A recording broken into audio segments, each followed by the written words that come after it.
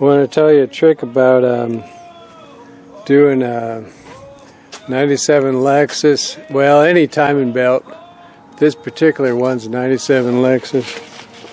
And the trick I want to tell you is two tricks.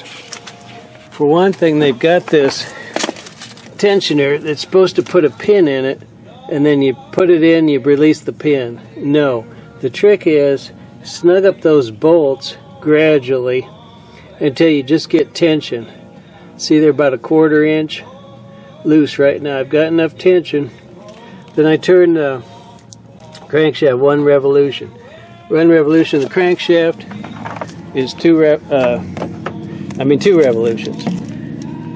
1 revolution of the crankshaft is a 1/2 revolution of the camshaft. So, turn 2 revolutions. The crankshaft is lined up. You can't see it very good, but it's lined up. There's just a couple little. Let's see if I can. Can you see it?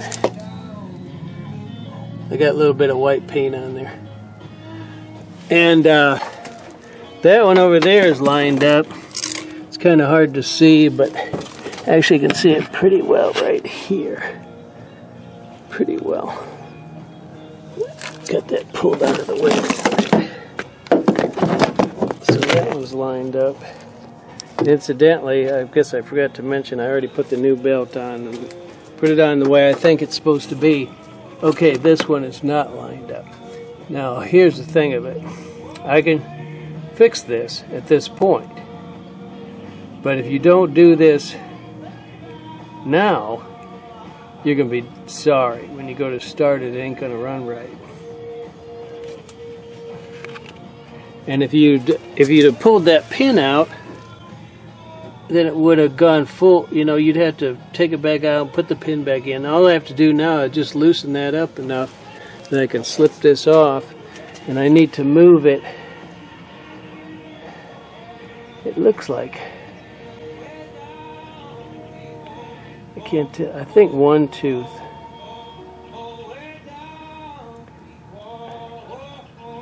See, if it was here, it needs to be maybe 2 teeth. It's a little hard to tell. Another trick I think is I took this wheel out and that allowed me to move it over a tooth easily, and then I put this clamp on. I've got a clamp on that one. That one back there has a tendency to jump. I mean, it will jump. But it's kind of trapped now. And now I'll put this back in and rotate it again and make sure I got it. See, that's where it needs to be right there. It's not like, well, it's not tight either. It needs to be just a fraction to the right. I'll have to put that center wheel. It might, see, I don't know. You have to go a full tooth. You can't go half a tooth. So I'll have to put that center wheel on, see what it looks like, and rotate it and everything like that. So I did my complete rotation. Incidentally, I just put the bolt back on and using this and turn so you don't pull on the tensioner. That's sort of a mechanical fact of life. So you go this way. And as it turns out, apparently I didn't. That one's still lined up. I don't know if you can see it. It's down there. Yeah, there it is. That one's still lined up, but apparently this one I didn't move it at all. And that's what this trick is all about, this teaching tool, because you can't hardly tell before you tension it and rotate it where you are. So what I did this time was I put a little dab of paint on the belt. So I'm going, another thing is kind of hard to picture in your mind what you need to do. So I'm going to move the timing mark on the cam so that it meets up with that dot on the belt, and it's 1 tooth. You can see there's a tooth. You cam's on a tooth and the dot is on a tooth, so I got to move it over one tooth. I'm going to clamp this one before I do it, because that could jump if I don't. That one's lined up, I don't want to move it. Then I'm going to release the tensioner, like I told you, bolt by bolt, turn by turn. I'm going to take that out, jump a tooth, clamp it, put that back in, put the tensioner back, rotate it again. I kind of think I got it this time.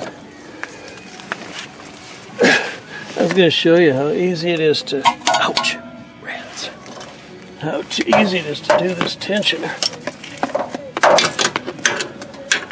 Just I got a little extension here, and just do it by hand.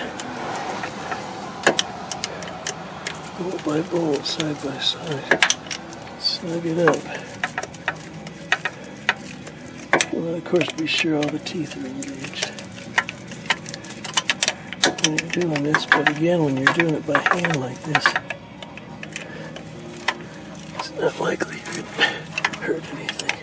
And really, it's snug enough now, because as I say, don't pull against the tensioner when you pull.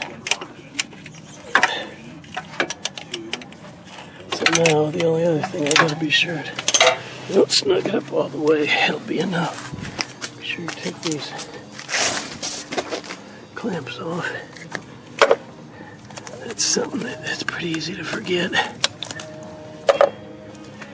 And let's rotate this junk, this old thing. Look at all this oil. This thing has such good compression.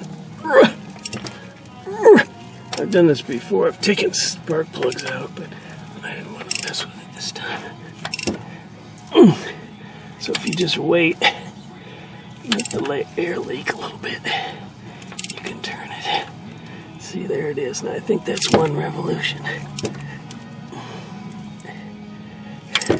It's unbelievable compression on this thing. Yeah, see, I gotta go one more revolution.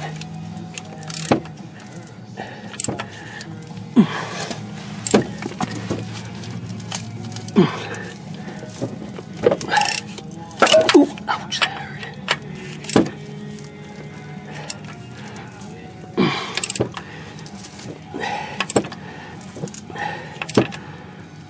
Okay, there it goes.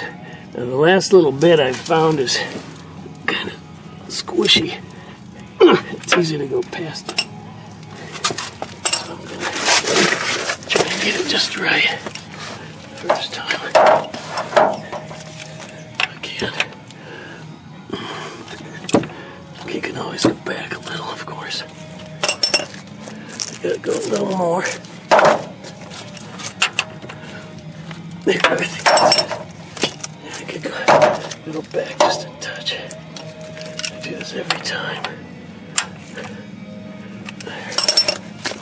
I gotta go just a little bit. Just to get it exact. Ooh.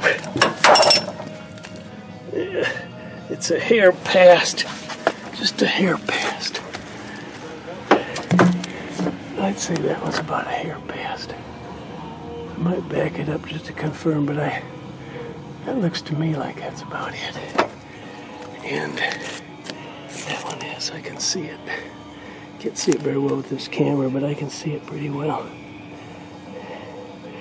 I'll tell you, if you do it one tooth off, it'll run, but it won't run right. And one other thing, if you hire somebody to do it, and it's not running right, and they tell you, oh, the computer just needs to figure it out. If you don't figure it out in a day or two, I think you're a tooth off. That's what happened to me.